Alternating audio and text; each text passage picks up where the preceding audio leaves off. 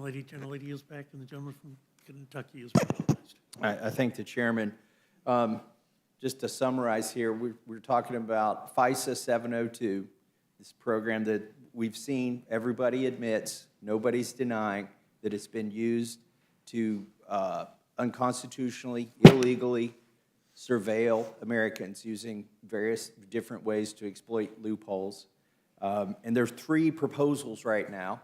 One is a clean reauthorization, do nothing, stick our heads in the sand, and let this go on. Nobody's really proposing that, but unfortunately, that is getting added to the NDAA for 4 months to avoid, I guess, the program expiring. But let's set that off to the side because we really have to address the long-term solution here. And there are 2 solutions. You're here to testify about the solution proposed by the Judiciary Committee. That's called Protect Liberty and End Warrantless Surveillance Act. I find it interesting that another committee has a bill to ostensibly take care of these problems. This is the Intel Committee, FISA Reform and Reauthorization Act of 2023. Before I get into the details of the differences between these 2 bills, I just want to comment on how unusual it would be to allow 2 different committees to bring 2 different bills to the floor. Isn't it true, Mr. Nadler, that the Judiciary Committee has primary jurisdiction over the programs that are being discussed here? Yes, it is true that we have primary jurisdiction. Unfortunately, Intel, HPSI, has intruded itself several times. When we reported a very good FISA renewal bill back in 2015, I think it was, HPSI reported a terrible bill, and that was the bill that was adopted. I hope we don't repeat that. Well, I went back and looked before that, and I asked the staff, who managed the bill when FISA 702, when this program was created? And it was actually Conyers and Sensenbrenner on the Judiciary Committee. So if the Judiciary Committee created this program, or the bill that authorized this program, then I think it should be the Judiciary Committee that fixes it. And I don't think you'll find any disagreement here. No disagreement on this. There may be some disagreement The next panel, probably. in the next panel, but there is joint jurisdiction over some of these programs. What I find interesting, it looks like the Intel Committee is trying to exert jurisdiction in areas where judiciary clearly has the authority to act. Like, for instance, the Judiciary Committee is responsible for the courts in the United States, the inwardly facing courts that deal with, civil and criminal things of U.S. citizens, not spies. And so, for instance, this warrant requirement, if the Judiciary Committee clearly is inside of its boundaries, right, by putting this warrant requirement in, isn't the Fourth Amendment part of the Judiciary Committee's jurisdiction? Yes, how it the is. courts operate with respect to American citizens, Mr. Nadler? Yes, it is.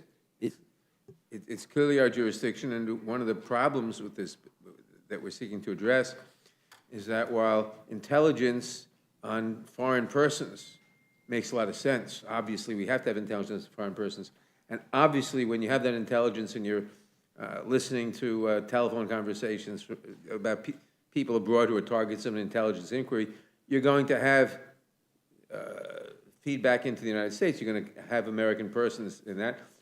What this bill says is, in protecting the rights of American citizens under the Fourth Amendment, we ought to have a warrant to be able to query that intelligence.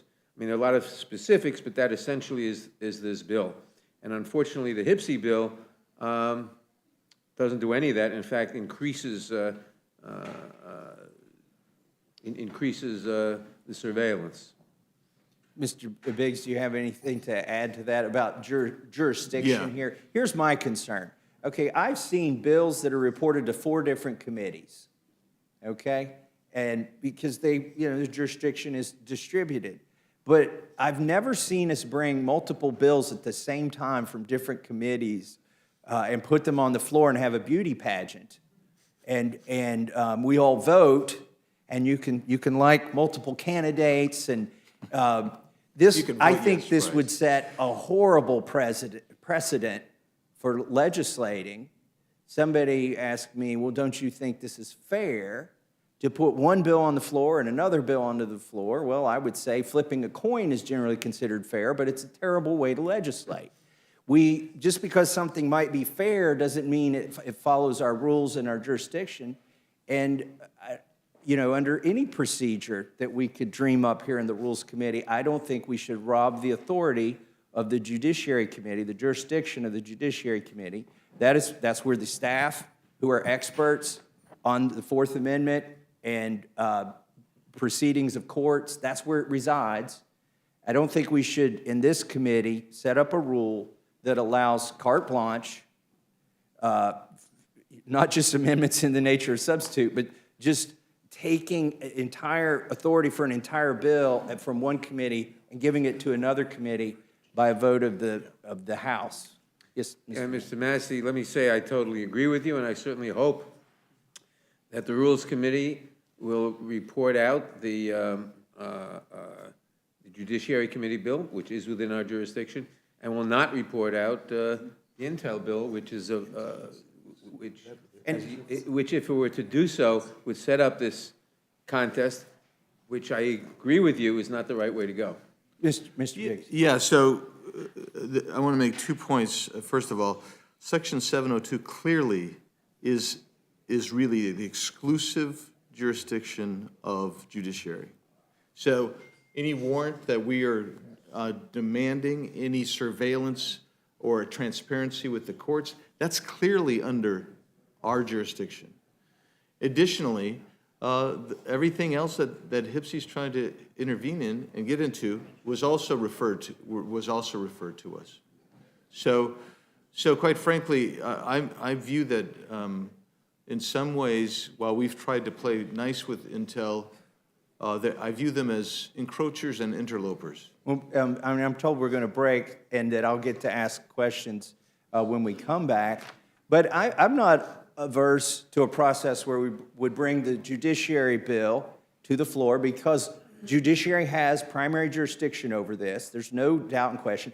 The judiciary has jurisdiction over the issues that are going to be reformed, right? Where there is shared jurisdiction, these aren't necessarily shared with the other committee. But I'm not averse to bringing the judiciary bill to the floor under a rule that allows the Intel committee to offer amendments on the floor. They could offer an amendment to take out the warrant provision, for instance. I wouldn't vote for it, and you guys probably wouldn't vote for it. I don't want to speak for you. But it would be a process that allows them, if they believe they haven't had enough consideration already in the months of discussion that Mr. Biggs, I know you've been on a working committee with them, that you all have had, then you can have your moment on the floor. That would be my predisposition as somebody on the Rules Committee who wants to have an inclusive process, who doesn't want to leave anybody out of the process, but who believes strongly in the priorities or the rules and the precedents of the House, and that we shouldn't go willy-nilly about creating new precedents and bending our own rules just because a committee who has lesser jurisdiction, in fact, not the jurisdiction over the programs being reformed, wants to Bigfoot the other committee. So with that, I'll yield back. I know we got a break, and look Yep. forward to resuming this discussion. And we will recess